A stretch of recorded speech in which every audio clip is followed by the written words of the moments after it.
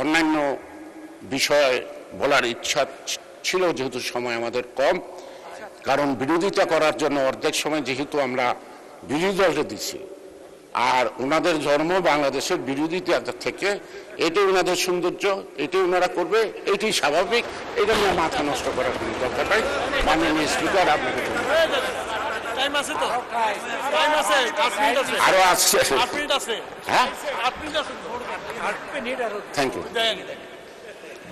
মাননীয় স্পিকার,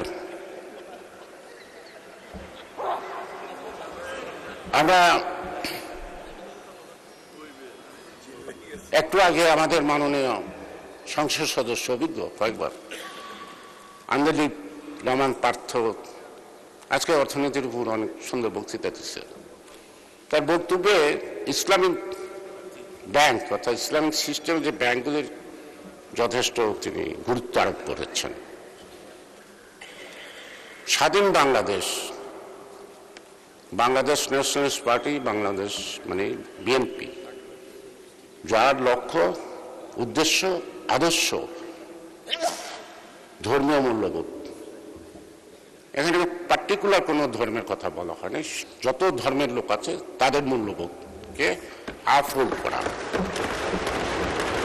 আমি একটা ইসলামিক ব্যাংক এর ডাইরেক্টর,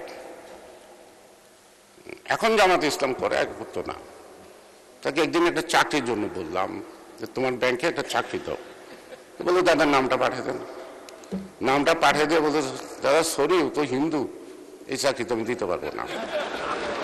মাননীয় স্পিকার, ব্যাংকের নামের আগে যদি ইসলাম থাকে, সেখানে যদি মুসলিম ছাড়া অন্য ধর্মের লোক বাংলাদেশের চাকরি করতে না পারে, এটা যদি কোনো আইন হয়, তাহলে সেই আমি বলতে পারে আমি হিন্দু মানুষ, আমি মসজিদে যাইতে পারবো না বা মাদ্রাসায় যাইতে পারবো না, যা উচিত হবে না আমার, ঠিক আছে, কিন্তু এটা তো ব্যাংক তো কোনো মসজিদ বা মাদ্রাসা না, সেখানে অন্য ধর্মের লোক।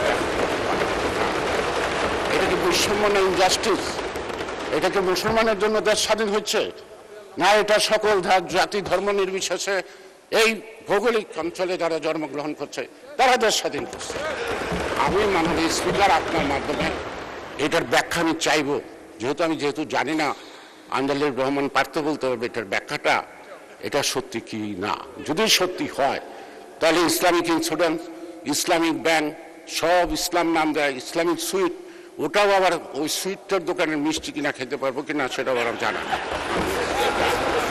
সে কারণেই